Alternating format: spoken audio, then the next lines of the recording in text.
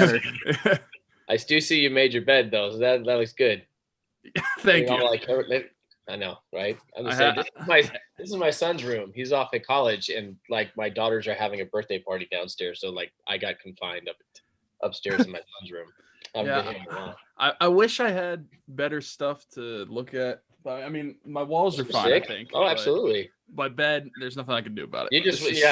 You did the guy way of making beds. You just rolled it over. Yeah, as long as it looks like it's covered, it's fine. My wife knows that if she says, "All right, can you help with the bed?" That's pretty much what it's going to look like 90% of the time. Yeah. And she's like the military, like get it all tight and all nice, no wrinkles. I'm like, I'm going to sleep in there again. I really don't care.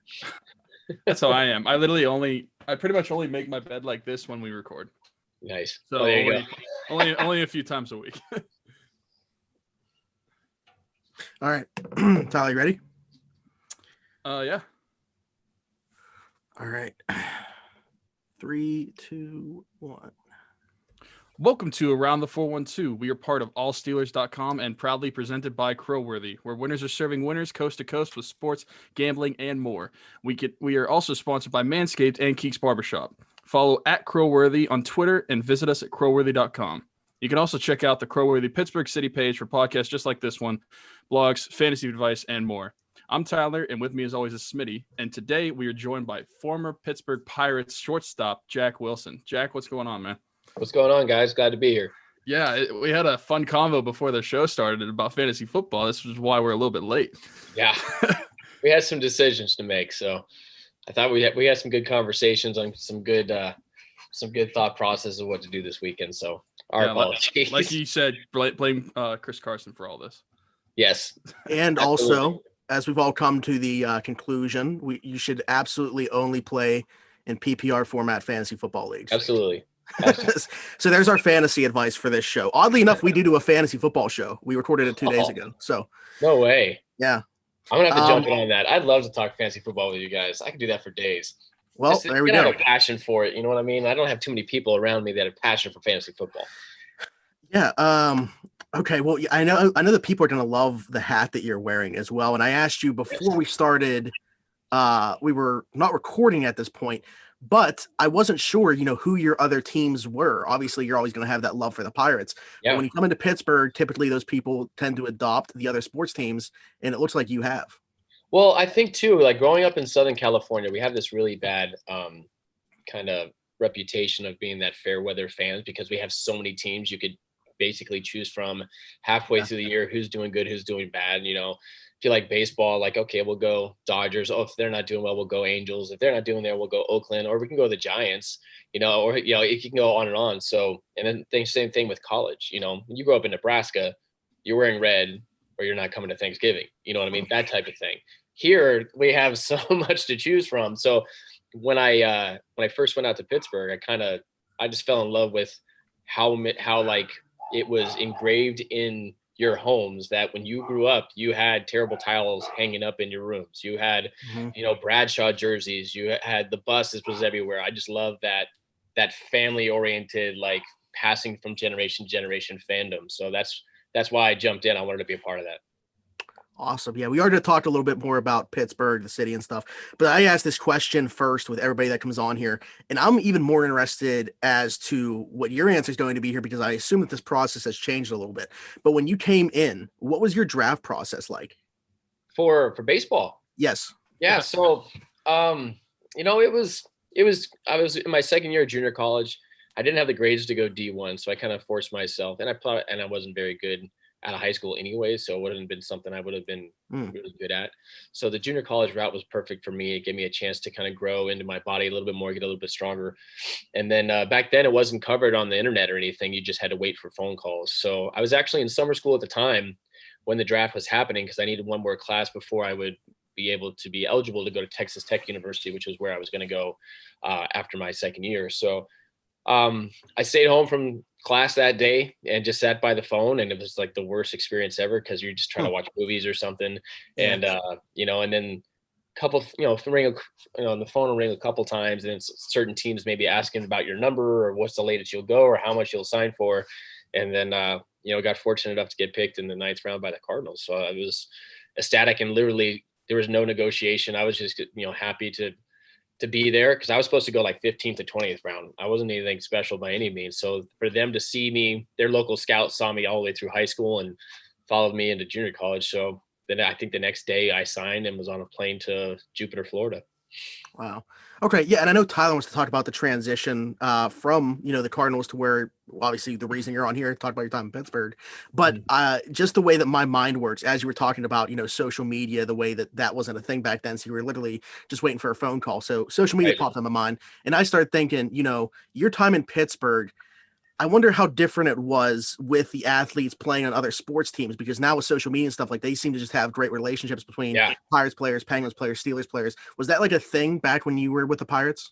Not really. I think we would just kind of cross paths at maybe dinners or stuff that they would do sports dinners in Pittsburgh and things like that for like charities. And we would cross paths with like players that were at those places, but really not a lot of connectivity other than like us trying to get tickets to go to a, to go to a Penguins game or go to a Steelers game if we happen to play the morning game or the day game and they had the night game. But you would go to your front office and be like, hey, can you get me hooked up with the press secretary over with the Penguins? And I would take my son to go over and watch them do their spring training at the old arena.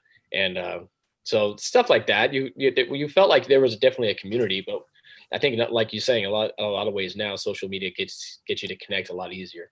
Right. Yeah. Okay. Well, I was just curious again. That's just the way my mind works. Yeah. But Tyler, I know that you wanted to ask a question, talk about the transition from one team to another. Yeah. So, I guess a lot of people, if they didn't look into your baseball career, they probably would have just assumed you started on the Pirates, but you're actually traded here. So what was your initial reaction to being traded to Pittsburgh?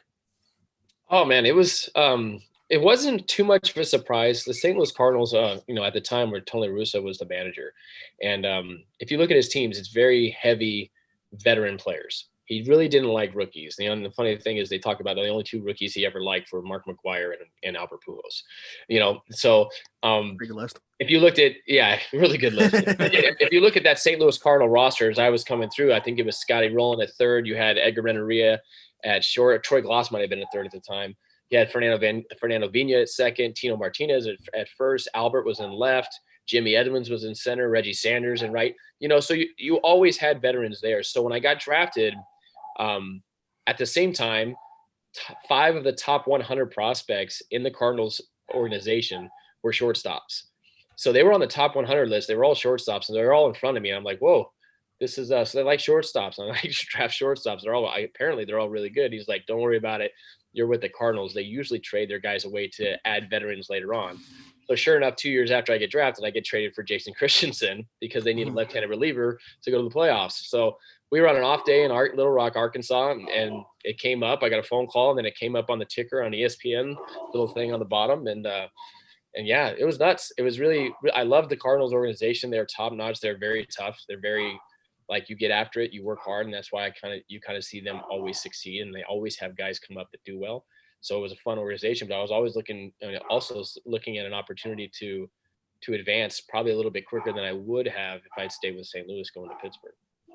Did you know anything about Pittsburgh? I was about to say. Yeah, but anything about Pittsburgh before you? This is my knowledge of Pittsburgh. Okay, my dad loved Willie Stargell, and he's famous out here because he cleared Dodger Stadium in a game, and at that time, no one had ever done it before. Giancarlo Stanton did it about 5-6 years ago with Miami, or actually Florida Marlins, I think at the time. So didn't know much. This is my extension. So I went to Pirate Fest, my first Pirate Fest in year 2000. It was January.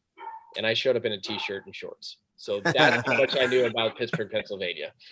And completely shocked to find out how it was freezing and snowing, walking out of the plane going, well, I'm an idiot. So really didn't have much. I did not even know who Bill Mazeroski was. And I met him in spring training for the first time. And that was the same year that he got inducted in the Hall of Fame. I'm like, what do you do?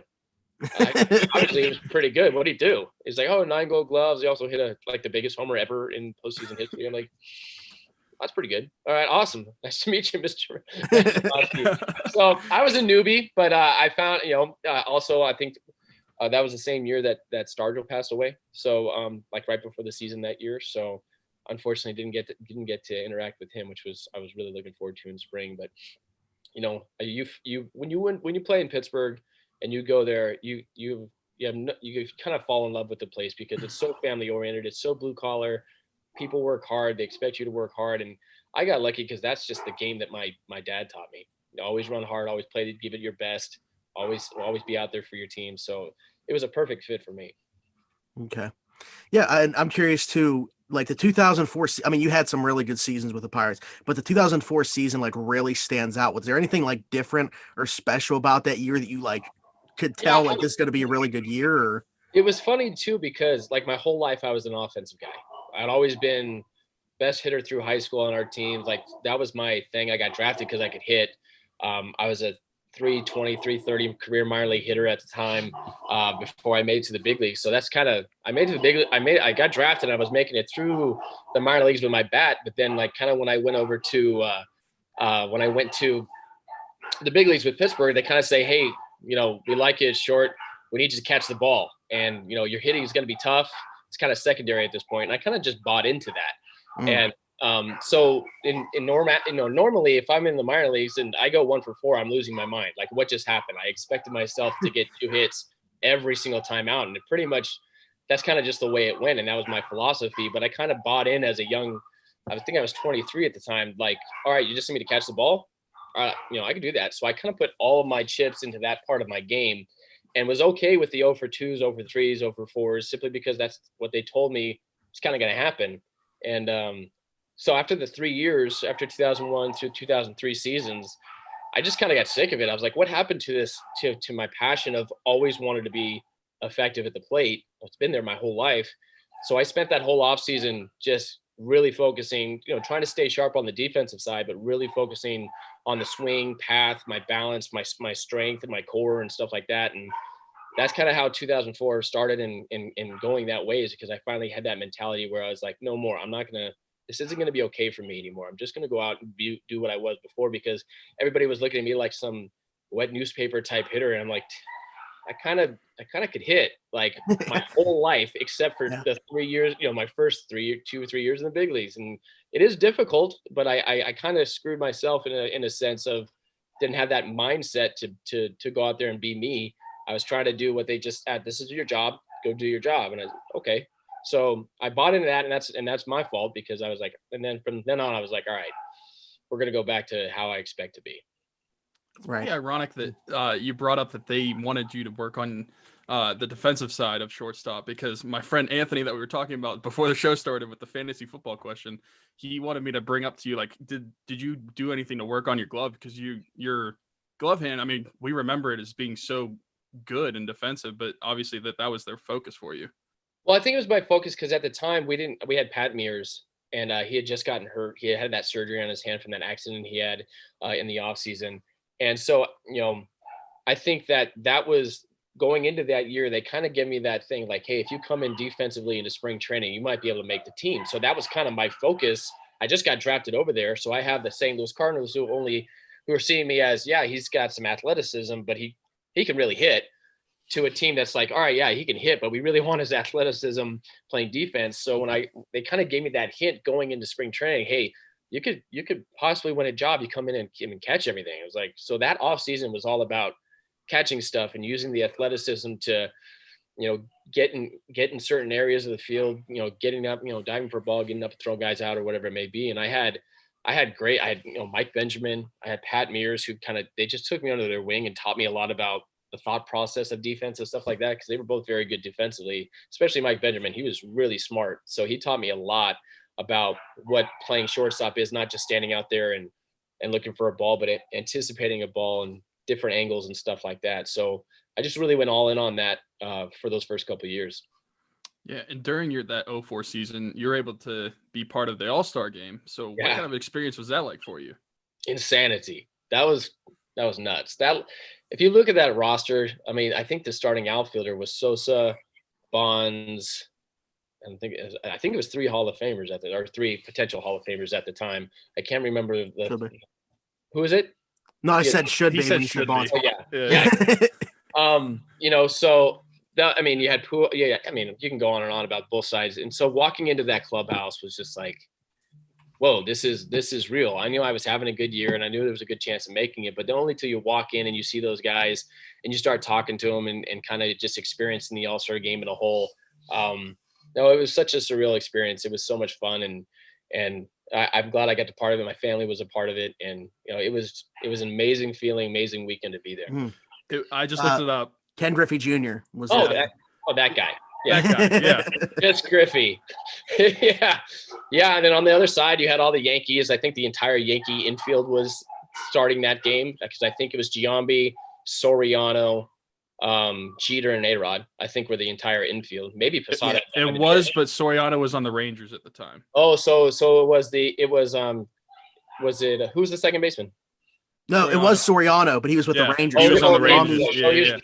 Okay.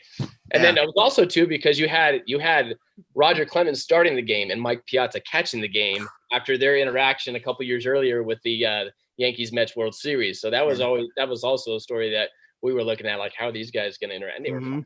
I mean, I'm looking at the outfield for the National League, but the American League too. You got Vlad Guerrero, Manny Ramirez, and Ichiro Suzuki. I mean, that game was nuts. It was nuts, dude. And honestly, I'd looking around and be like, what am I doing here? Cool.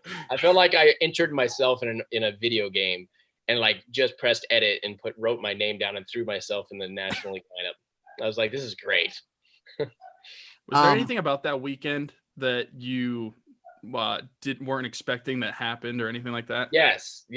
And it has nothing to do with baseball. I realized that, okay, I'm in Pittsburgh and we don't get a lot of love. And, it is what it is. We hadn't done much in the time, but the superstars, they got their, ESPN or whatever coverage, they're doing their interviews and stuff. And I realized that if you're on the bottom of the totem pole, which I was pretty much at the bottom of that list, that you get the 5:45 a.m. interview to do all your. So I literally did like 2 hours of interviews at like 5:30 in the morning. I think it was like, remember, what was it? Cold Pizza. Remember that show on ESPN? Yeah. That bad boy at 5:45 in the morning. And I look up and I realized that Ken Griffey Jr. is at 2:00 in the afternoon. I was like, all right, so I got to hit more homers so I can get to 2 o'clock. So I get it. But no, the really cool thing about that, when I tell people, is just hanging out with Barry Larkin. That was his last year. Jack McKeon was the manager of that team. And it was me, Barry, and Edgar Renteria were the 3 shortstops. And Barry, being Barry, went up to Jack McKeon and said, hey, I'll do a pinch hit or what, but the Pittsburgh kid needs to get the playing time. He's deserved it. Like, let's get him out there and play the second half of the game. Instead of him going out there and like being able to tip his hat because it was his last All-Star game, he went out there and, because we spent a lot of time together and obviously in the Central with Cincinnati, I played a lot against it, played a lot of games against him. And I love the guy, admire the guy, and look up to him. Unbelievable. But that type of person he was. He's like, listen, I'll do a pinch hit, and I definitely want to be a part of it, but let the kid play. It's his first All-Star game. And I was just like, Barry Larkin. He's the man. That's awesome. Yeah. Okay, so obviously the following season, then you had an appendectomy and started off the season not that great. Do you think that okay? I was trying to give you some credit there. No, you can lay it out. It's good. We're years away. We're fine.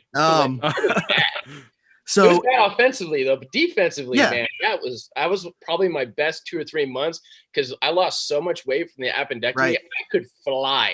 I was so fast and quick on the ball, but when I hit it, if it made it to the outfield, I got all of it. That's as far as it was going to go. I mean, it was going nowhere.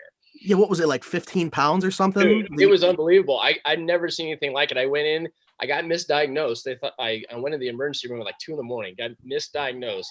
Sure enough, it burst while I'm in the waiting room because they just kind of took their time. I was like, all right. They asked me, what's your pain from 0 to 10? And I said 12. Usually that means when a grown man is telling you it's a 12, like we need to go. So it bursts. And when it bursts, your pain goes away. So it's kind of like, oh, yeah, maybe I'm fine. And then they do their test and they came running in. They're like, we need to go to surgery now. And I'm like, that tone of voice doesn't sound very pleasing right now. We need to go now. Like something's happening. So it bursts. And if you wait on it and the poison gets into your system, you're pretty much done. So when they cut it, so they have to cut into basically your entire core muscles. They're going through there to get it all cleaned out. And it's orthoscopic, but they're literally drilling holes through your 6-pack or 4, whatever I had at the time, and they're going in there. And so when you come out, they say, I come out of the surgery and I'm fine. I feel fine. I don't even have any pain, but they said, hey, you can leave as soon as you can take this one little lap around the thing. And I'm like, we're a professional athlete. What are you talking about? Let's go. And I literally took 2 steps and almost fell over. I'm like, oh, this might take a while. So I was in there for like 4 days before I came around. I was trying too.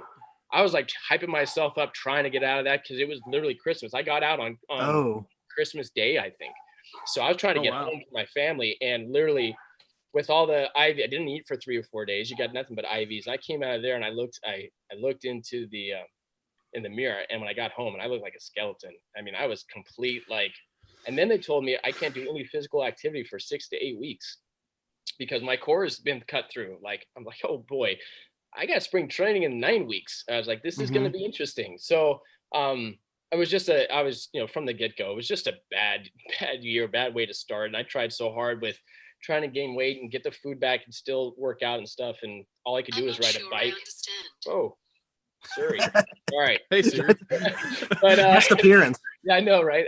So that was just it was a tough go. I mean, you can't really, you still got to go out there and hit, you got to play the game. But that's what the one thing about it though, is I felt like I couldn't do anything offensively. Nothing was falling, but man, I felt so good defensively. I hadn't been that light since probably my freshman year of college. I'm like, man, this is great. I was running down, I could run, I could move really fast. So it was just kind of the whole year was kind of just trying to rebuild that strength. And so I think the second half was a little bit better than the first, but it was tough. It was a tough go for sure. Yeah, I was gonna ask, when did you actually start to feel like yourself again? Probably, towards the end of that second half. It was really, but especially too, even when you're playing, you're going to lose weight because you're going to be out there every single day. And it's I felt fine. It's just, felt like when I hit the ball, there was nothing behind it. I just think I was just behind in strength. And you go through up and down through a regular season when you're healthy about, some days you feel strong, some days you feel tired, your body's just being run down with playing so many games. So everybody kind of has to deal with it. I was just kind of put in a tough spot early. And it's, especially if you struggle early, it's really hard to dig, come up out of that hole when it's a 2 or 3 month hole where you're just trying to find some life, find some hits, find some way to get on base, whatever it may be. So it was a tough go, but you kind of just persevere things, life throws you curveballs, I guess. Just try to figure it out. Yeah, you can tell me if this is accurate or not, but Baseball Reference says you were 6 foot 200 pounds when you were playing, and well, that's what Baseball Reference says. They gave me inches and inches. I was like, man, I don't think I ever got to 200 when I was playing, and I never got to 6 foot unless I had some really good high top cleats. Other than that, there's no chance. I'm every bit of 5'10", so maybe when I did my draft thing, I put on some big spikes or something like that. I don't know. Maybe 6 foot. But I remember reading when you had your surgery, it said your weight got down to 175, I think. Yeah, I was low 170s. My playing weight was 190, between 190 and 193. That's when I felt completely healthy. That was always my goal to maintain throughout the year. Because throughout the year you kind of minus it's almost like 1.5 pounds a month, and it kind of just slows down. So when you get to the mid-season, you got to start really watching your eating and stuff like that to make sure you try to stay your weight, because you're running out there 162 times in 8 months, and that's not even counting spring training. So as the year gets on, you're going to lose weight. So you try to keep an eye on that stuff. Right. Okay. I have a question now, as you pass the torch of the playing of the baseball, and I can see some stuff in the background there. This is all my fun stuff. You guys. That's what I mean. So I was going to ask, what role have you played now in your son's development of baseball? It was funny. The kid just grew up in stadiums. So, I mean, he was born in 2002. So he had 10 years of going to big league stadiums, watching dad on TV, being on TV some of the times because he would sit behind home plate. And I was never going to be a guy that forced anything. My parents didn't force any type of sport on us, me and my brother. So, but he kind of just, he went after it. He's been wanting to play baseball since he could pick up a little plastic bat. So it was me just kind of gauging him and knowing that he loved the game, trying to keep it fun, but also, being able to maybe teach him stuff at a younger age that is a little bit more advanced.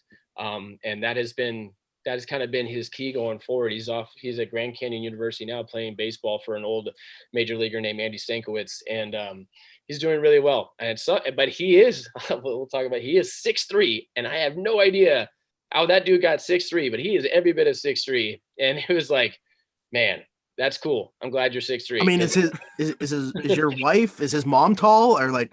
I think he's got a grandfather somewhere down the road I'm finding, though, as a high school coach, I'm finding that like 90% of my kids are not just taller, but much taller than their parents. It's really most of these kids that I'm dealing with that's 16, 17, 18 years old are just towering over their parents, and not really sure what it is. Maybe the food, because I know that people are a lot more, with organic food and grass fed and all that other stuff, and the Whole Foods, people go all of the Trader Joe's and all that stuff. And I think they're putting better food into the athletes' bodies. And so maybe they're reacting that way. I don't know, but that dude is huge. 6'3". I feel like I'm like looking up at him. I feel like I think he can take it right now, which is pretty sad. What position does he play?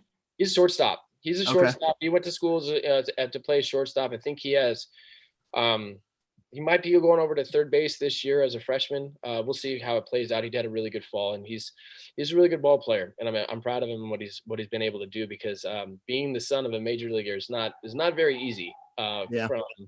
From especially in high school, and parents and other players, where they almost assume you're supposed to be good because your dad played, which means nothing, because I've never thrown a ball for him. I've never swung a bat for him. And it's kind of unfair. It's an unfair life, especially if you play the game your dad played. So he's had a lot to go through as far as that, and kind of, build his own name in a sense. So I'm really proud that he's done so well. I'm excited to, hopefully the college season goes on this year and we can go watch him play and be super fan. Yeah, it's awesome.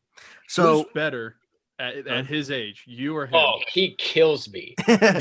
He's so good and so much better than me. I mean, and it's cool though, because I've seen it. I've seen that progression, and he's always asked me, like 9 years old, Dad, when you were 9, like me and you. I said, oh, dude, kill you. I'm way better than you. You wouldn't even handle me. And then it'd be like 11, and he's like, Dad, you're 11. I'm like, yeah, I'd be pretty close right now, 11 years old. And then he'd be like, Dad, like 16. I'm like, and then I'm realizing that he's totally better than me at 16. And I'm like, I still have you a little bit. And then now it's like 18 and be like, I have no chance. Like 18-year-old Jack versus 18-year-old Jacob is just an absolute man handling. Like no chance. Like Steelers Bengals, no chance. You know what I mean? Yeah, like, right. Best bad. of luck, Joe Burrow, but it's just not going to happen. That's Big Ben, type of thing. That's what we're looking at. Okay. I think that's a good comparison. I think that a lot of people listening or watching this are going to be able to, that's a good analogy for them to get a big picture here. I don't get to use my 412 analogies very often, guys. So I'm excited. I'm excited to talk to my Pittsburgh people. That's the next question that I have for you. I feel like it's kind of already been answered, so I'll reword it a little bit. It was, what's so special about Pittsburgh? But I'll reword it to, being that you are, a West Coast guy, you had to come over to Pittsburgh. How would you describe Pittsburgh to your family and friends back home when you came here? You know what was funny? I got traded over to Seattle, and a comment was made. I don't think it was a player. I think it might have been like a coach or something like that. Hey man, bet you love getting out of there, because that's kind of how everybody viewed Pittsburgh baseball. Like we had that big losing consecutive thing going. We did. Yeah. So you guys. And I was like looking at him like, dude, you're nuts. I was like, that's where you want to raise your kids. Like that was my home. I love going back to. I love the fact that my daughter's birth certificate says Pittsburgh, Pennsylvania, and like people are so like enamored about what we do on the field. I'm like, that's a place you live. That's a city. I mean, what is on the field for 2.5 to 3 hours a night? Is not what Pittsburgh's about. Whether we're a good team or a bad team, it's the city itself. And I think that's why I fell in love with it so much, because I could literally leave, and I know guys and players on other teams that had their families fly home because they didn't feel safe with them being at their place in whatever city they were playing in while they would be on the road. Because, most of the time people will if they want to, they can find out where you live. I mean, it's not like we're in super gated communities. Like I'm in Mars, Pennsylvania, and just like everybody else, I have a regular house. Just like everybody else, you can drive by and be like, "Hey, what's going on?" Washing my car. It's like Mhm. So, but I always felt like I have no problem leaving my family here. I have no problem living here and talking to people. Like, people would have we'd have day games on Sunday, and then be barbecues hanging out in Mars, Pennsylvania, and I'd go over to the barbecues with the neighbors, and we all just talk baseball, and it was I never felt like there was any type of danger there or anything like other guys would talk about. And it's just that was Pittsburgh. It's a United States of America hometown, and I love that part. And I miss that because we don't have that here. We have different people for sure. Like it's different. We have Hollywood, we have a lot of people that expect to be treated a certain way because they live in Southern California or whatnot. And you don't have that in Pittsburgh, and you're way better drivers, nicer. It's just a great place to be. And I've always thought it was the greatest sports town in America that doesn't get a lot of love. Got three great teams, three phenomenal teams, especially when the Pirates were in the playoffs 2 or 3 years ago. Yeah, Pirates, Steelers, and Penguins. Who can match that? 3-team playoff teams. Nobody can. They don't get the love they deserve, for sure. Yeah, and I feel like I bring it up to every former or current athlete. Pittsburgh fans love their sports teams and their city more than other places do. Absolutely. And to this day, people ask me why'd you love it so much? I said, you know what? Out of all the ups and downs for 9 years, I never once got booed. And that means a lot to a player, because there are times where plenty of times that I deserved it, for sure. But to go away after 9 seasons playing in one place and not getting booed one time, I was like, well, maybe there was a couple. Maybe I just didn't hear them. Yeah. But I heard boos for other players that we had. I heard they happen.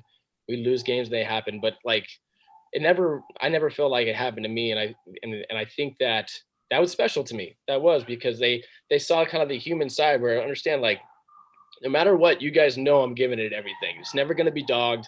It's going to be blue collar. I'm out here. We're doing this together type of thing. And I feel like, we were so honored when you decided to come on here. I'm not just saying this because you're on here, but you were my first favorite Pittsburgh Pirate.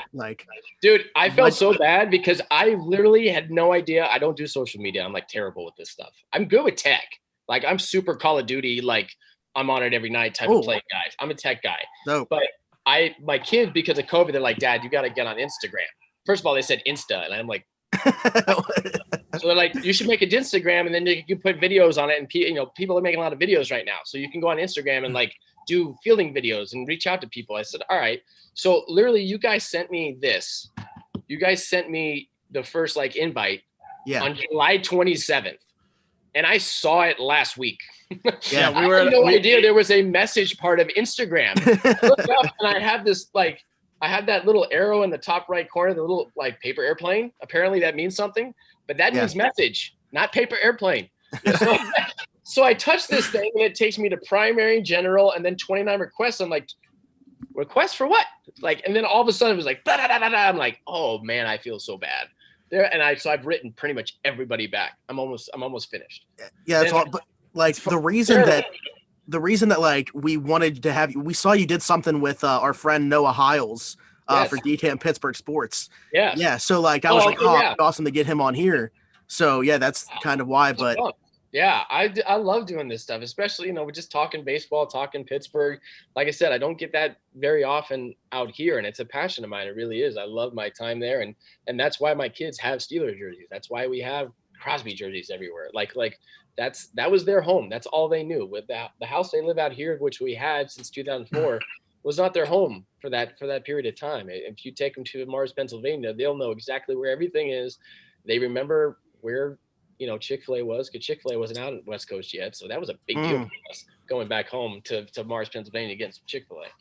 Yeah. Yeah. But truthfully, so my dad's work had season tickets for the Pirates since the park opened up until they got rid of them 2011, just when the page was starting to turn where they started to get better. Right. like no one ever wanted to go. And my dad and I would always go, and I'd be like, oh man, the team stinks, but like at least I get to see Jack Wilson. So truthfully, like during those years, you were my favorite player. Oh, thank you, man. I love, gosh, man, I love that time. I love interacting with like fans like you, and that's what's been really cool about Instagram too. I've been able to kind of connect, and people have some stories that they're sharing. It's been really nice to talk to you guys, but then reach out to other people as well. And I don't want to ride Smitty's coattails, but I stole the thunder. But honestly, you're used to it, so you were my favorite player as well. I mean, you were my first Pirates jersey. Yes. So and kind of similar to Smitty, my dad, he worked for Mellon Bank, and they had the home plate club seats. So I got to sit behind home plate and watch games when I was younger. So yeah, it was. Too. Oh yeah, for sure. Yeah. Just thinking back, like Tyler, you and I, before we knew each other, probably had so many games together. My dad's company seats were right behind the away team's dugout, and then you'd be behind home plate, probably at like the same games, and we'd never know. Nice. That was such a beautiful park, such a great place to watch a game, man. It was, I was so excited for that playoff run for them. It was, I think the first one was in 2012. Was that the first year? 2011 maybe? 2013 was the first year they made the playoffs. 2013. Yeah. 2011, 2012, it was like they were over 500 at the All-Star break. And it was like, okay, these could be, the years. This could be. They made some moves at the deadline, but 2013 was when they finally broke it.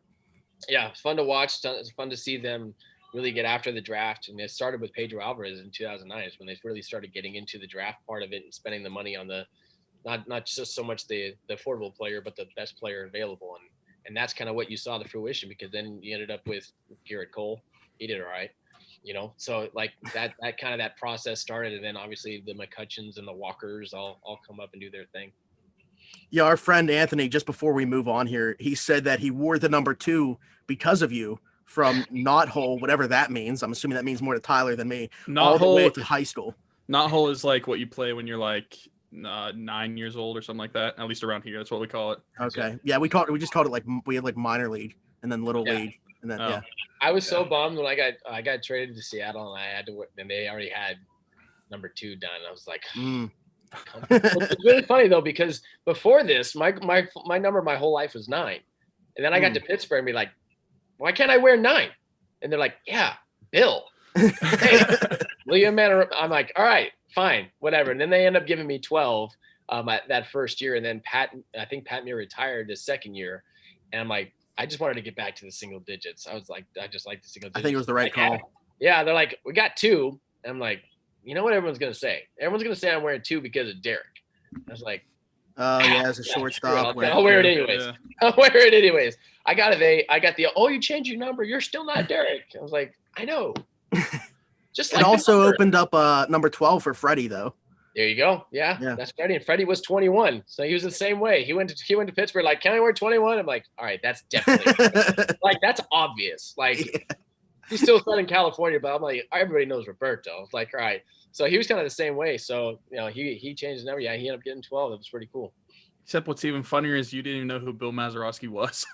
I know. I feel bad, but I love Bill. I got to work with Bill a lot of those spring trainings, and he's such a great guy. And he's such a great ambassador for Pittsburgh Pirates baseball. And he's, I do a lot of their fantasy camps now in January, and I get to see all the old Pirates and, Ken Tekulve and Blastman. So I love hanging around with those guys, especially Bill. He's such a great dude. So awesome. Also, I just got to bring up again. So whenever we DM'd you on Instagram, we were actually together and we were at a bonfire. And so originally, now we mainly go through emailing and talking to people's managers when it comes to getting people on our show. But originally when this first started and we wanted to get guests, we would just DM them on Twitter or Instagram or wherever we could. Right. And so we were like searching. I was like, who's new that we could like get to find on our show? And I just started searching old pirate names. And I searched your name. I was like, oh, he has an Instagram. This is it. Although I wasn't sure because it's not verified. What's up with that? Yeah. But you need to talk to people on Instagram. We talked about this. I'm low on the poll. I'm still 5 a.m.er. I gotta get more followers, and then I don't even know how to do that. So I didn't even know that was a thing. Because Jacob's like, my son's got a certain amount of followers, and he gets to a certain number. He's like, yeah. I'm like, yeah, I don't know if people are gonna follow me. I'm supposed to make it. My wife's like, make it private, and my girls are like, no, make it public. I'm like, all right. So I do a lot of I've gotten used to the whole like story thing. I'm wondering why at first, like I put it on my story, but then it's gone. Like, what's that about? So I'm learning. I'm getting there just because I feel like, a lot of times too, and I'm glad I didn't play in this era because I think it would just be crazy to have to deal with the big league lifestyle, the big league, the game itself, and then turn around and then like go on your phone and have people be like, "Hey, nice air. Thanks for the L." You're like, "Oh my god, I don't know if I can handle that." You just, you can handle the newspapers, but people could just DM you like, "Dude, you suck. Yeah. Thanks." So I'm glad I wasn't in that type of era, but I definitely see the advantages of it. Oh, we lost our guy. We lost. Oh, there he is. He's There he back is. already. Whew. Yeah, sorry about that. Dude, I couldn't even just tell go that you back- were like frozen or anything. You were just gone out of nowhere. Yeah, it just like is a little hiccup. My internet's not that great, but just to go Unbelievable. back to what I was just to go back to what I was talking about for a second ago it was just so funny because you DM'd us last week, both of us back at the same time, because I reached out to Smitty and was like, "Hey, he got back to me," and he's like, "Oh, he DM'd me too." And I was like, "Well, it only took him 4 months, so that's I literally think I DM'd you guys the same exact thing. It was like, "Sounds good." Yeah. yeah, Like, did. and that was kind of like the "Are they still interested?" type of thing. Like, "Hey, I'm good if you guys want to if you want to do it." So, like I said, I'm learning. Like that was that was on that request side that I had no idea was even there. And so I'm getting better. I promise. I'm getting there. All right. All Man, what was- we got a little bit off track, but Tyler, I think the next We question did. is one that you had. Yes. So, what is your most memorable or favorite or whatever adjective you want to use, moment or memory as a Pirate? Probably number one would probably be Freddie Sanchez's securing the batting title. Knowing Freddie, what he's gone through in his life, he was born with a club foot. He wasn't even supposed to be an athlete. Had metal braces on, those Forrest Gump shoes. Things were on him as a young kid, and to kind of just overcome the odds. And then we got to play with each other in high school. See him go to college while I got drafted, and see him kind of do that thing, then go with Boston and be super good. And then we trade for him and we get to play together. And then, that year he didn't even start. Joe Randa was our starting third baseman. So Freddie got 200 hits and won a batting title and didn't even play the first month of the season. So just kind of see that, and see that. And really, he was having a tough go those last few days because him and Miguel Cabrera were so close on their numbers that like we would go out to dinner and we would just talk about it and try to just calm him down and be like, "Dude, you're hitting like 350, dude. You're good. Like, just keep swinging.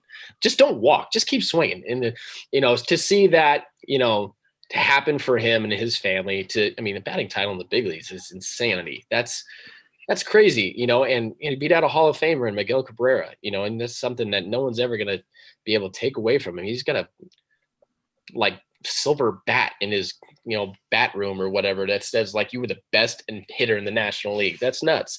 So I love that. I love the Robert Makoviak doubleheader where he had his kid that morning and then somehow showed up for a doubleheader. Like, good for you. How'd you do that? And then hit a walk-off homer in the first game and then a game tying homer in the 9th inning in the second game, wearing his like hospital band while he played. That's two that really stick out to me because it's not so much like those teammates are your family. You spend so much time with them. So when you see things that happen to them that are like life-changing moments in the game of baseball, that really what sticks out more than anything kind of that you do individually in a sense, just because there's so much behind it. There's so much personality, so much story, so much with them being your teammates. You just love seeing those guys succeed and things happen to them. Yeah, that's awesome.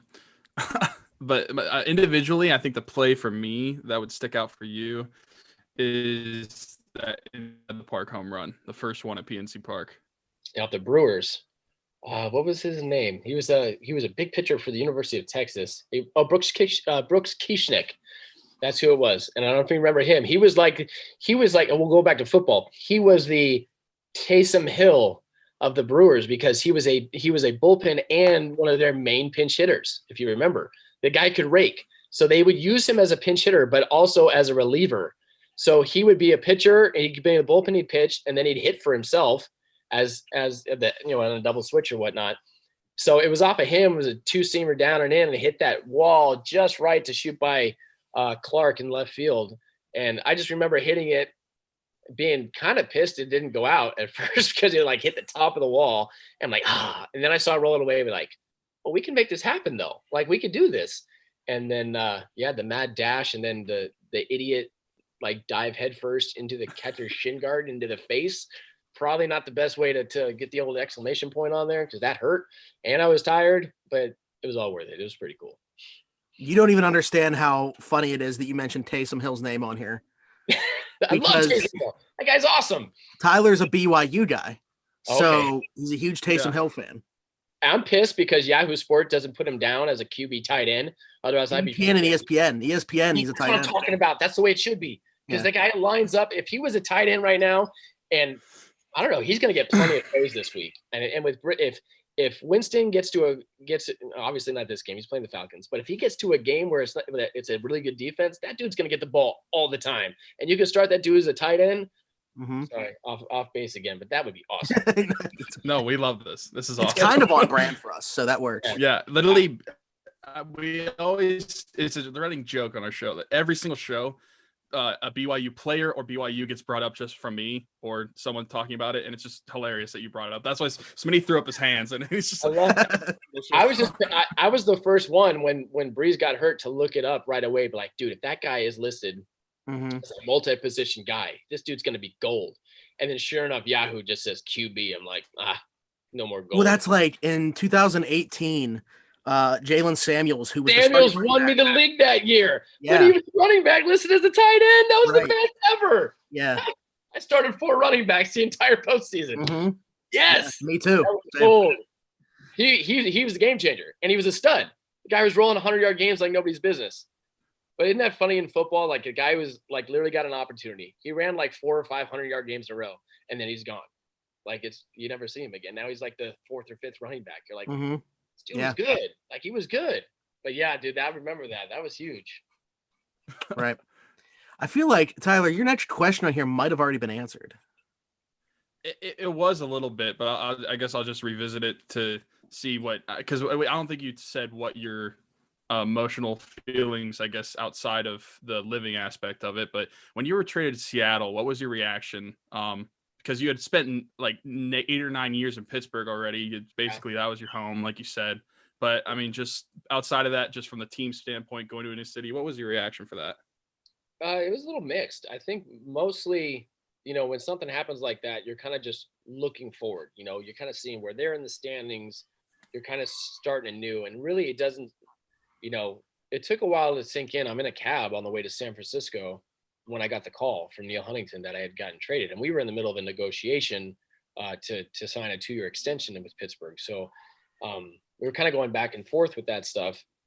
But then it said, hey, the deal was made this morning, last night. I was like, man, I wish it had called me last night. My wife was on the trip. It was our wives' trip. So a lot of emotions at that time, go in the clubhouse, grab all your stuff, say goodbye to everybody, get on a plane because they wanted me in Seattle for the game later on that day against Toronto and Doc Holliday. I was like, well, I found out Doc Holliday was pitching. I was like, maybe I'll maybe I'll get the next flight. I'll see you guys in like the 7th. But it wasn't until later, like really kind of thinking back and kind of finished, the rest of that year and going back to Pittsburgh and packing up our home. I think that's when it was the toughest and really hit me. And then one of the things I love my time in Seattle. I didn't play particularly very well there.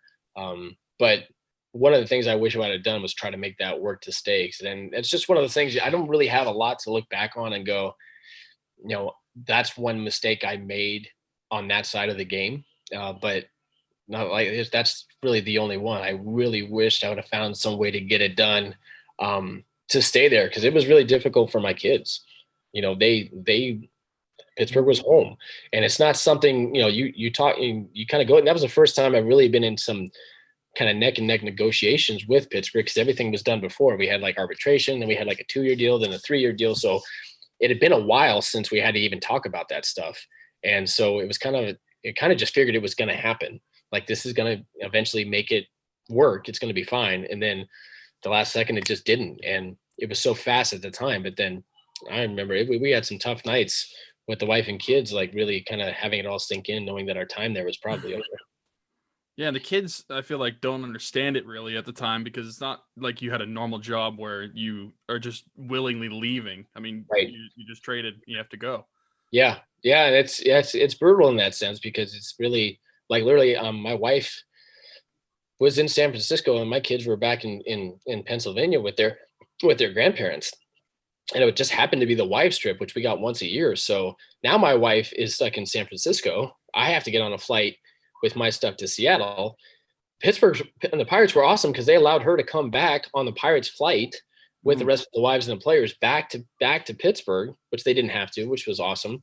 And then now she's got to pack up as much stuff as she can, and then meet me in Seattle, a place we've never been before. It's just it's a crazy type of lifestyle when it comes to those type of things because it's so life changing and such a very fast, you know, fast moments where it's like, okay, boom, reality is now completely hit a 180 and you're going in a completely different direction than when you went to bed that night. So, but it's especially tough on them. We as players, that's it's our job. We have to be able to get up and go, put a different uniform on and play for a team. And you kind of you got to go fall back and be like, this is baseball. This is what I do.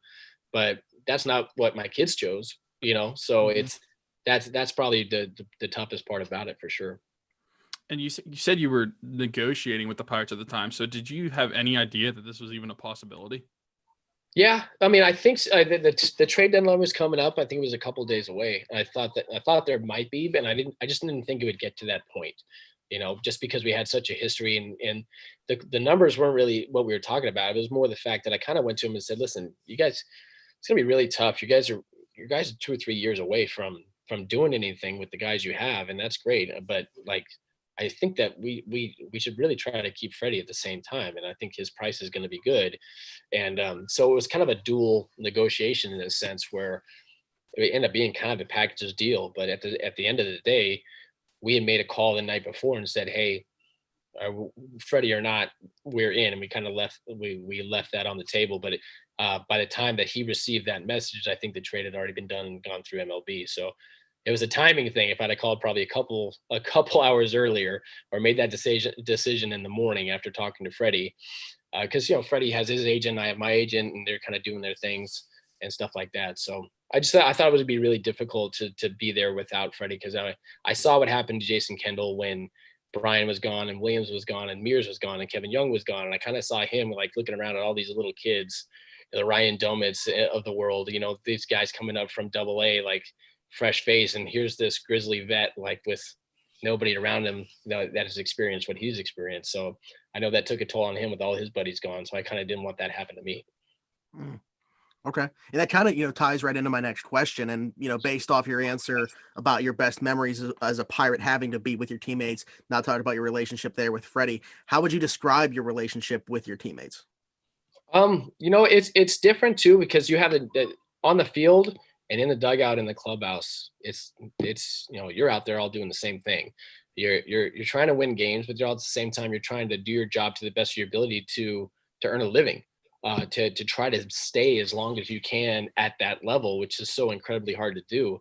To stay consistent enough to get to an arbitration or get to a free agency or get a contract. So there's all those things that kind of weigh in. And my relationships were really good with the teammates, but like off the field, I've never been an alcohol guy. I've never been a guy that goes out. I was married at a very young age. I got married right after I got drafted in 1999. I think I was just turned 20. My wife was 18. So I was very grounded in the sense where like a lot of the stuff that comes with being a big leaguer and being in the biggest cities in the world and going out and eating and having a good time was never really something I was interested in. I'm still to this day, I'm 40, I think I'm 42. I think 42, I'll be 43 next month. But I think I've never been drunk. I've never been an alcohol guy. I've always been a guy that's like really gone all in and being an athlete. And I just felt like for me, that was something I never got interested in. So when guys would initially ask me, "Hey, you want to go out?" I got a wife and a kid at home, and she would probably not be too excited that I'm out partying while she's carrying the baby around while I'm doing, in the best cities in the world, living life to its fullest. That was just the way that I looked at it. And so I was the guy who pretty much just stayed in the hotel. So in a sense, that kind of hurts your, your camaraderie a little bit, because you're not going out with the guys, and pretty much they end up stop asking, because that I always end up saying no. So had really good relationships with them personally, and there was things like we even go out to eat and stuff, or we go out with their families and stuff like that. But like that was always a little bit, something that they kind of knew was off limits for me, and that was just my personal choice. I lived a life in faith as well, so there was a lot of that where I felt like I would never get in trouble with anything, especially when phones came out with cameras and stuff like that. I felt like I would never get in trouble if I never put myself in any type of situation. So it was always just me, the hotel room, and an Xbox and a projector. And that's pretty much my travel, my travel thing is that's what I did. I played a lot of video games, watched a lot of movies. Good movies. That sounds like my normal night too. Yeah, right. I'm still doing it. That's why so at 42, my wife is all about me getting on the sticks, because she remembers, like, I loved hearing that you were staying in the hotel playing video games. Like she never had to worry about me going out and doing something stupid. So like she still allows me to get the headphones on and let it rip with Jacob and his younger generation that just kicked the crap out of me. Nice. But what I was gonna say, do you still talk then to any of your teammates? Oh yeah. We actually have a thread going right now. It's 2008 Pirates. So there's like all these guys, and we have a text thread, and we're just kind of going over.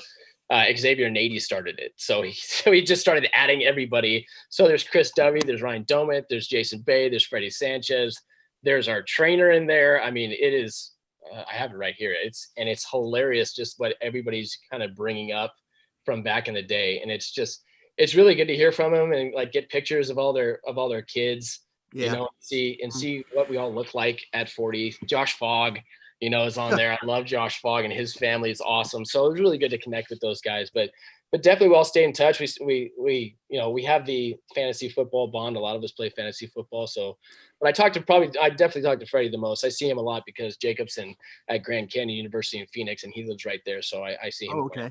Yeah. And he's my main fantasy football kind of guy I talk to come up with decisions. So he'll be getting a call later on today. Okay. Yeah, I feel like, I mean, that's second base shortstop combo. You guys have to have a good relationship. You do. You really do. And it's because that is, I mean, other than pitcher catcher, which only comes up every now and then, because if you're a starter, it's only one every 5 games or 6 games. Mm-hmm. And then if you're a reliever, it's every now and then. But there's nothing like the team aspect part of the two guys up the middle, like that you have to be in sync at all times. And for Fred and I, we had done that since high school. So that was something that, the chemistry there and what we were doing on the field was kind of like second nature to us. Yeah, it is pretty neat that you guys ended up together. Yeah, it was awesome. He was the shortstop. He was the shortstop, and I was the second baseman on our travel team.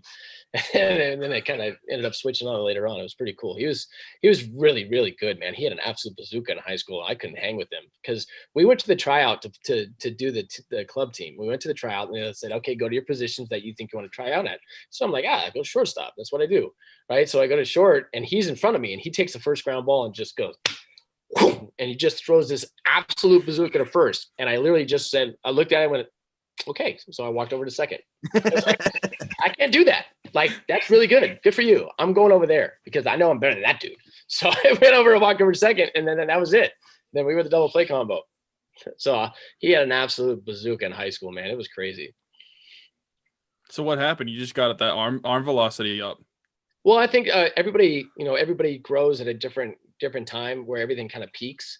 So like, as an example, like my freshman year at junior college, I was a shortstop, but I also would relieve now and then. I was probably like 84 to 86, had a nice little slider. But then the following summer, going into sophomore year, I'm sitting 92, 93, and I'm our closer. So, and our spot starter. So it's just different that was the difference between 18 years old and 19 years old. And so all of a sudden now and it was funny too, because I'd be playing shortstop and it'd be the 7th or 8th inning and we'd be in a jam. And the manager for our junior college team, Pat Woods, would call timeout and go talk to the pitcher while also having somebody throw a third baseman's catcher's glove to the third baseman.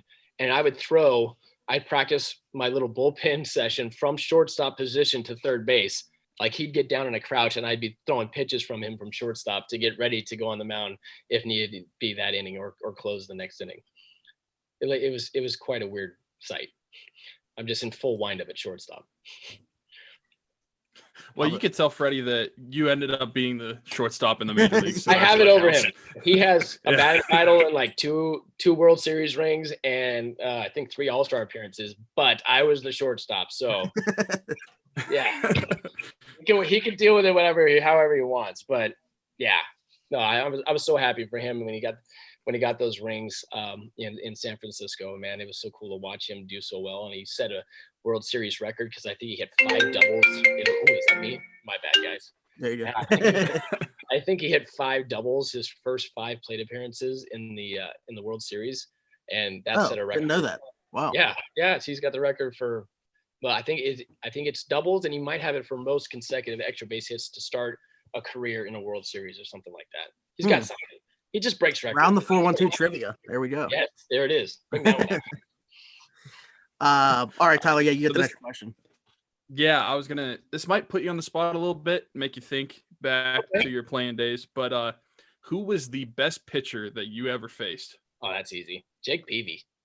Oh, Jake Peavy, dirty man. Before he got surgery, yeah, facing him, I think he was like 20 years old. He got drafted out of high school, and he came up with San Diego. yeah. And I remember sitting there with Adam Hyesdu. It's another blast from the past. And back then, we had VHS tapes to watch the pitcher's performance from the game before. So we pop in this thing, and we're watching him together, and it's like he's like 5'9", 5'10". And you're looking at him like, all right, he's a little guy, and then boom, like 96. You're like, what? Like from like 3/4 angle. I was like, dude, this guy's kind of. And we're watching all his pitches, changeup, 2-seamer, slider. I'm like, dude, this guy's kind of dirty. And then then he pitched that day and just let it eat, but right by us on everything. He was dirty. And I was like, man, this dude is absolute electricity. I mean, you have obviously Randy Johnson, but you kind of expect that. But I always felt like Jake Peavy, like standing up there, I felt like this dude is seriously going to dominate me, and it's going to be so difficult. I'm just going to bunt and just be done with it.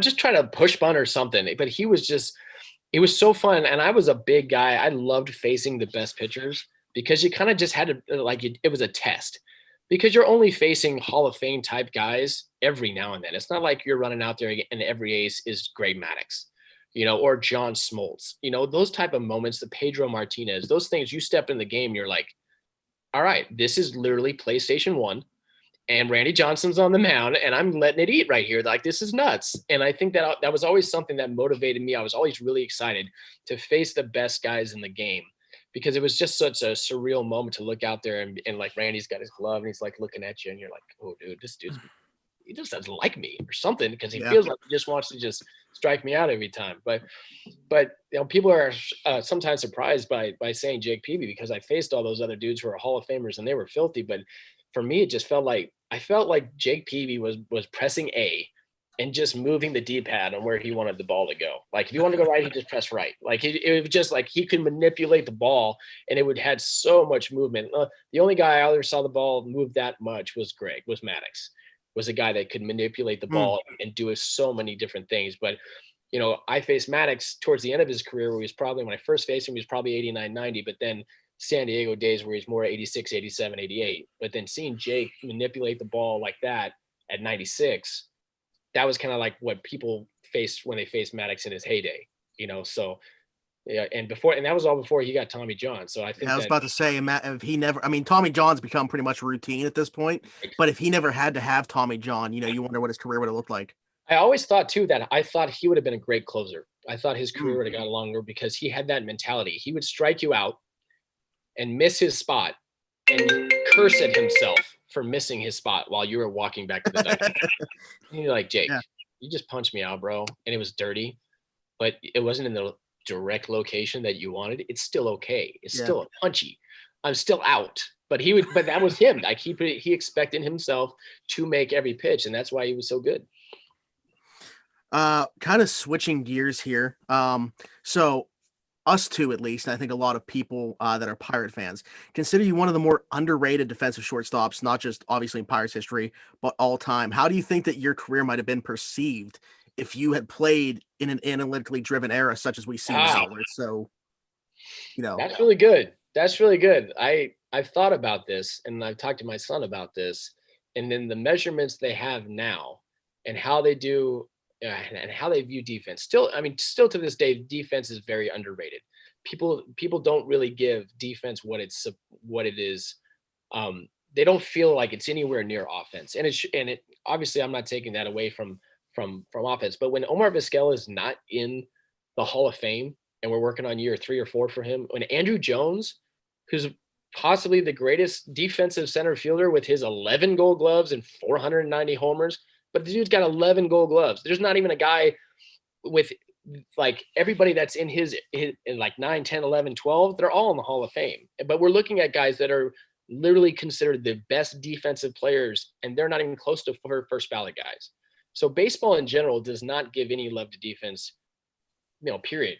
Now we have more analytics, so it's a little bit better. So like when you do get a Gold Glove award, it actually has a little bit of proof behind it. Before it was just kind of a popularity contest. Yeah. And I think it was Rafael Palmeiro, who was a fantastic defensive player, but he won the Golden Glove one year for, I believe he started 42 games at first and DH'd the rest of them and somehow got a Gold Glove. Now, when he played first, he was a Gold Glove first baseman, and he had some prior to that by playing more games at first, but he moved to DH that year and still won it with like 42 games played. And I think that's when people started to see that it wasn't really about errors or fielding percentages or chances or double plays. It ended up being more like, okay, what'd you hit? And I tell people all the time, because we back then we would get the results for what your voting was. And you can use, if you're in the top 3, you can use those results in like arbitration with like, oh, he got second or third. So I got second 5 times. So, and all 5 times, except for I think once, all 5 times I had a higher fielding percentage. I had more balls that were hit to me because we had more double plays, the whole 9 yards. So it became, and then people asked me, how did you not win a Gold Glove? I said, I didn't hit well enough. And the year that my worst defensive year, coincidentally, was 2004. Was when I was an all-star, which coincidentally was my best chance to win a Gold Glove. And I had my worst, I had 17 errors. My fielding percentage wasn't great, but I had played 159 games or something like that. So I was always on the field, and I didn't really play that great defensively as in other years comparatively, but that was the year I had the best chance just simply because I hit 300. So if you look historically before these analytics came out, you'll see a lot of very high batting average Gold Glove winners. And it always felt like it was kind of like, man, and Brandon Inge was the same way. Brandon Inge got like second place like 6 or 7 times, and he was a dude at third base. And you're just like, but Detroit wasn't winning at that time. So it was kind of like, my best chance to win it actually was 2009, but I became ineligible because I played for 2 different leagues.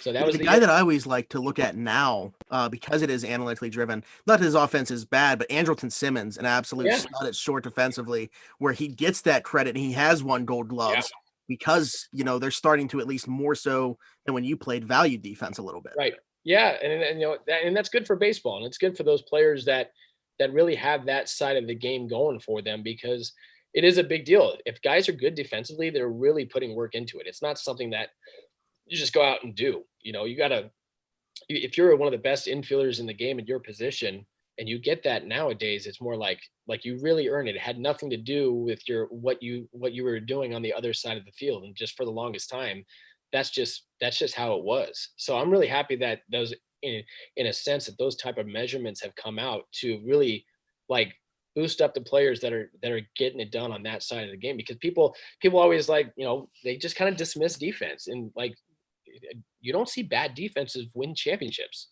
You know what I mean? You always have to have good fielders behind these pitchers that you're paying, $200 million to. You got to catch the ball behind them.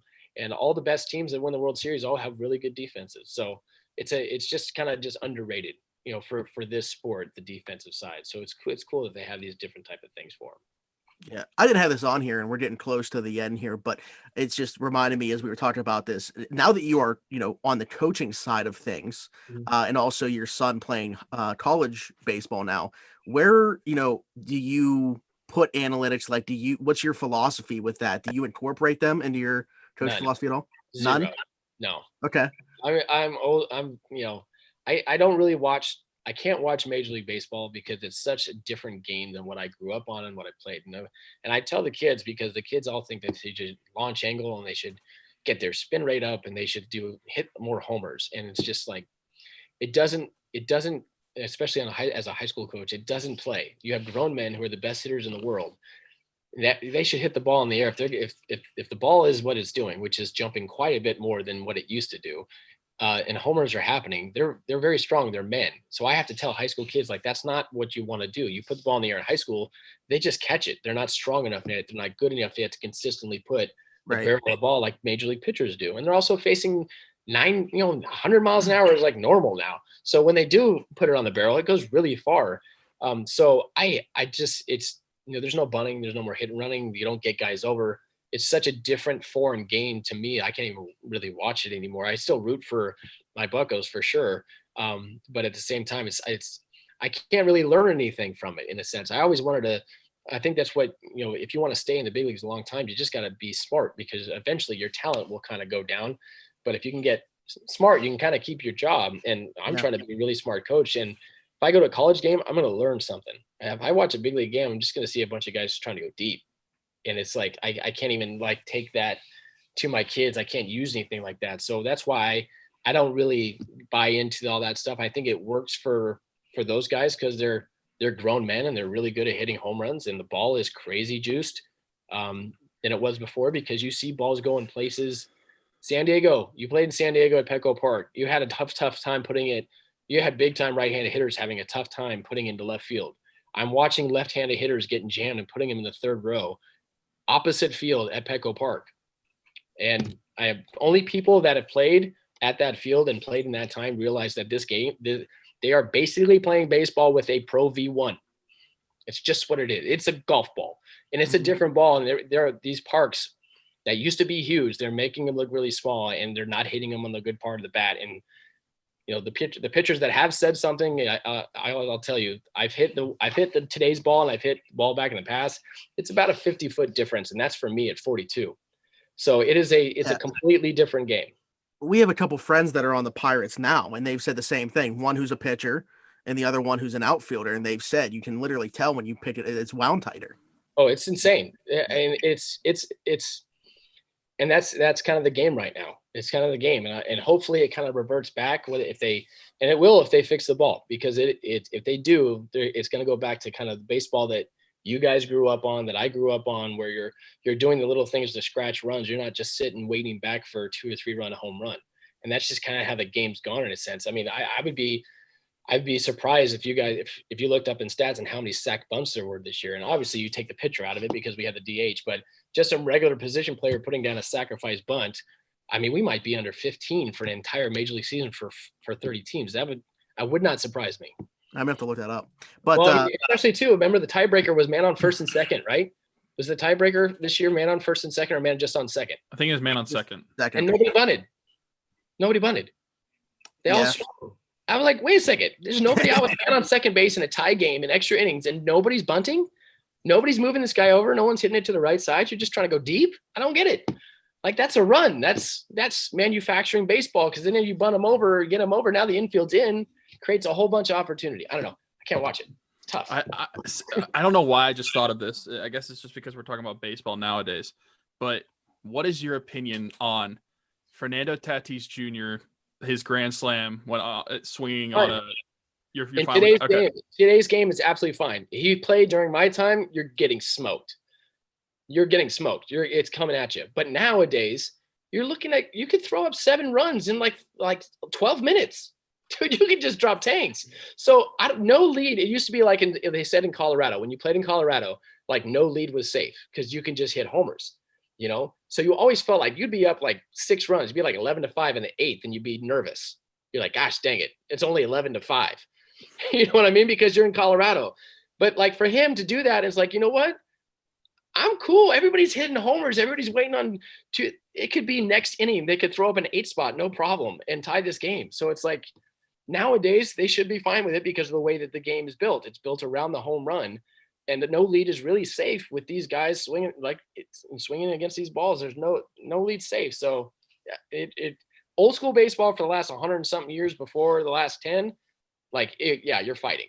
Like, we're going to go. Like, Jason Kendall would be all over that. He'd meet him or maybe Keith Osick would take him down. It would just be, that's just the way it was. Now, so I know that it was a shortened season, but I just looked this up. I can't find the total number, at least as of yet, without digging any further. But the leader this year had 5 sacrifice hits, Yeah. and that doesn't mean Who was just that? Austin Hedges of the Padres. He's a Okay, catcher. so the catcher. He Right. might as well be a pitcher. Right. So, but I mean, But again, that's not sacrifice bunts. That's just sacrifice hits. And well, a sacrifice bunt is called a sacrifice hit in their stats. Yeah. They call it, it's not a hit; they just call it a sacrifice hit.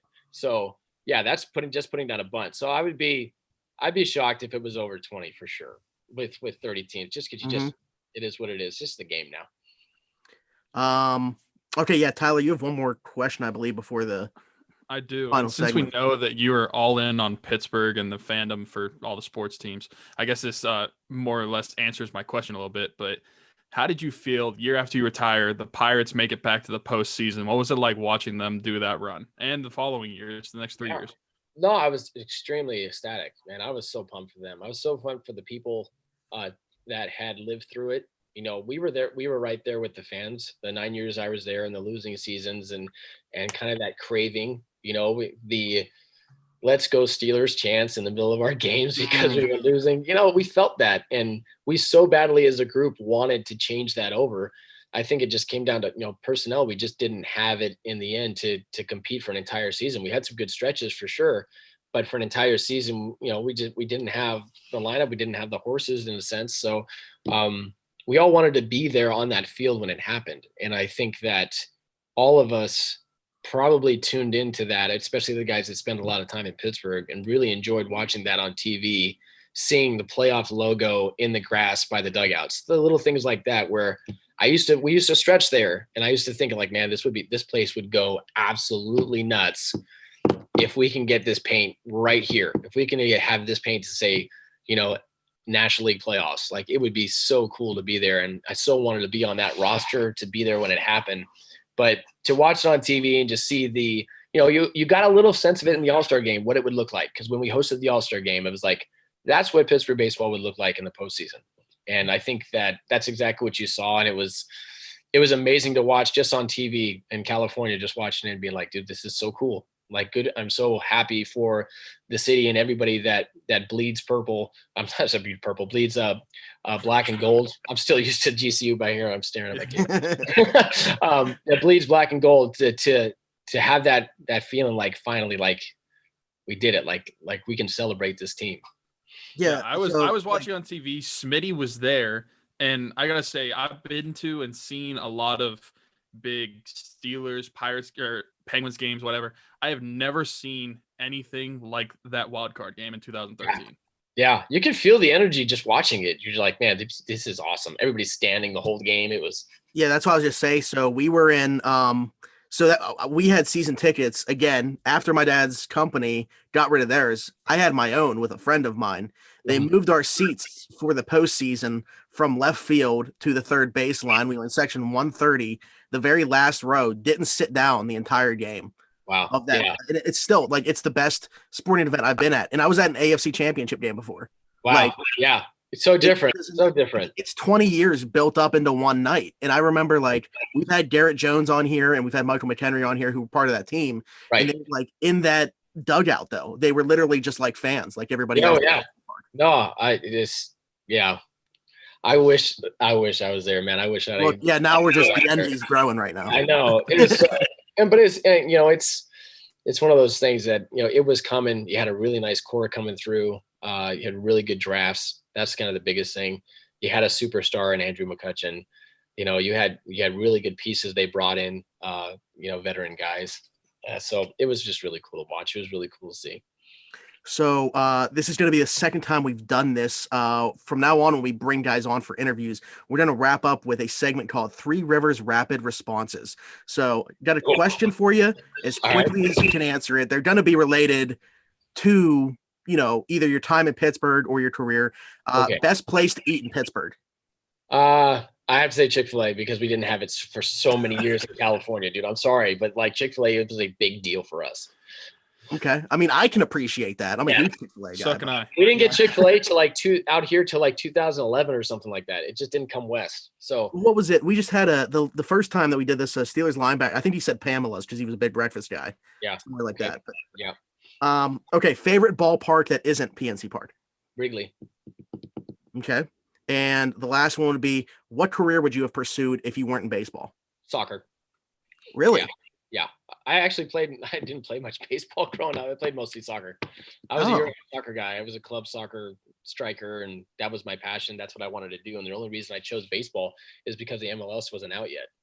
If the MLS was out in 1996 when I graduated high school, I would have gone to college to play soccer because that would have Wow. been an avenue. I just felt like the avenue in baseball was going to be wider, more accessible because they had college, junior college. You can go to college, you can play in the minor leagues. There's like 6 minor leagues teams. Then you have the big leagues. Like there's a lot of players there. But if MLS would have come out a couple years earlier, that's probably what I would have shot for. So Wow. we wouldn't be talking right now. Who knows if I'd have made it, but that just took me a little bit by surprise, but I love that.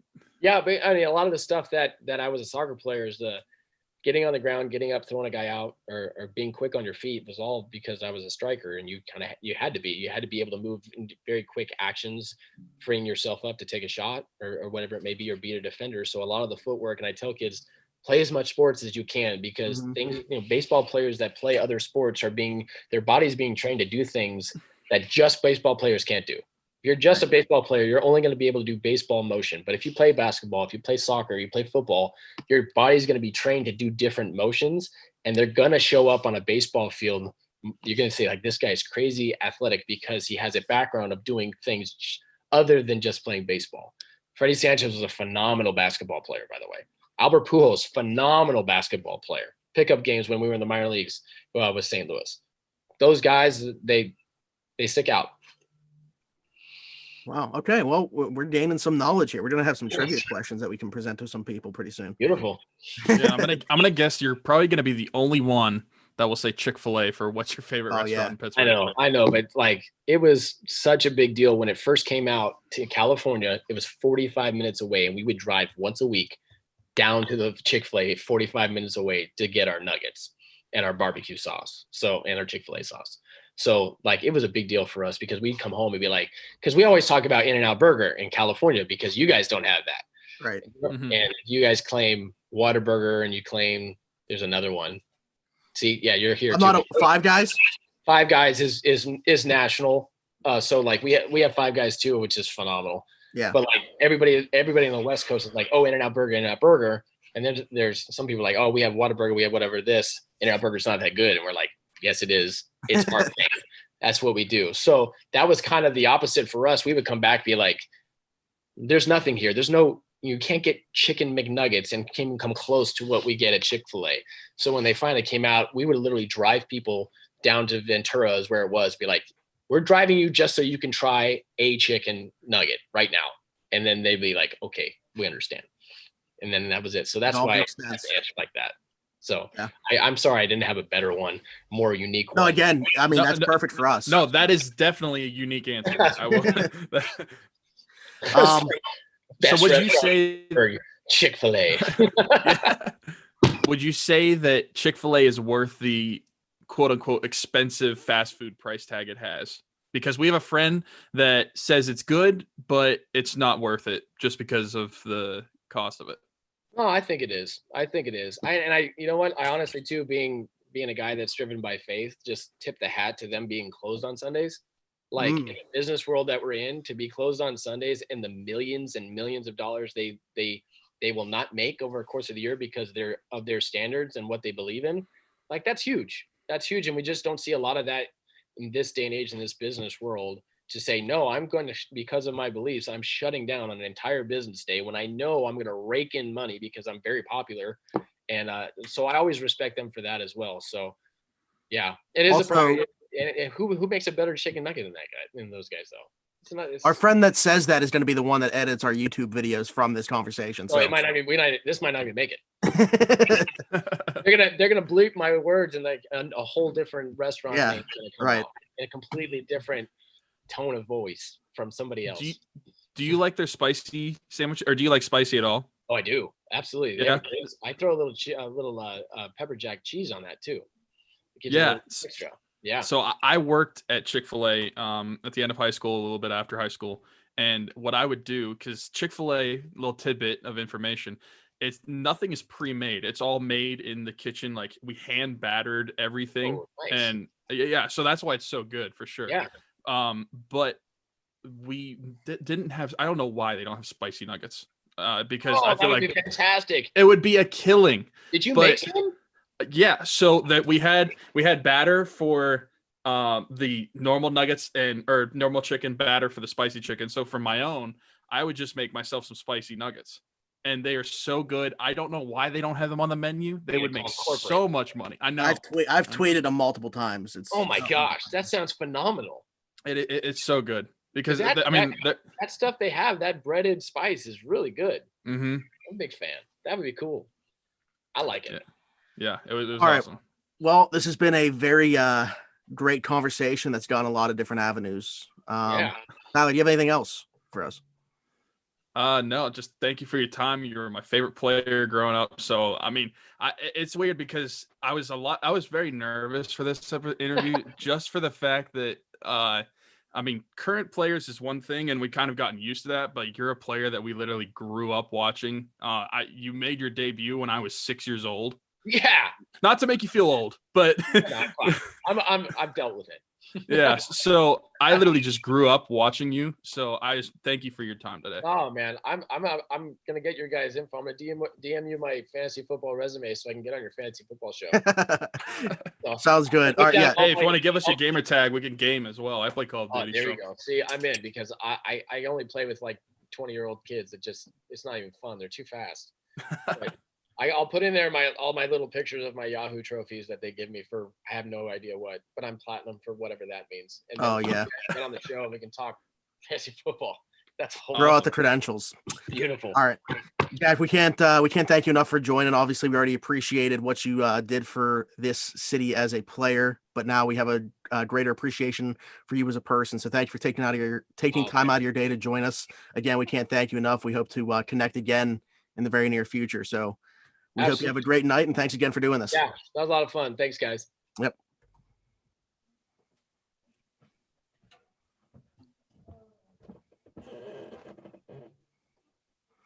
All right. That was former Pirates shortstop Jack Wilson. Thanks again to him for joining the show. That was a great conversation that, again, kind of went many different avenues. For sure. It didn't just stick to baseball. That's for sure. Okay, I gotta tell you guys about a couple of our sponsors, and then we will get out of here, and you guys can enjoy the rest of your evening. Go watch Thursday Night Football featuring Kyler Murray versus Russell Wilson.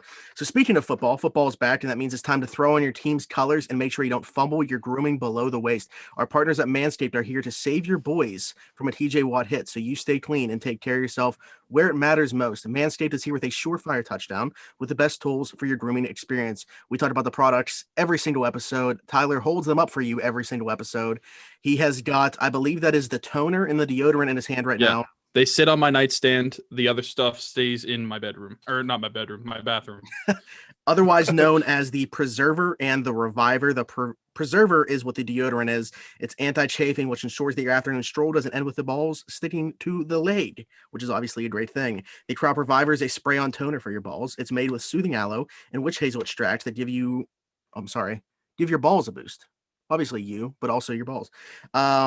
And of course, the big thing that we got to tell you about, the Lawnmower 3.0. They spent 18 months perfecting the greatest ball hair trimmer ever.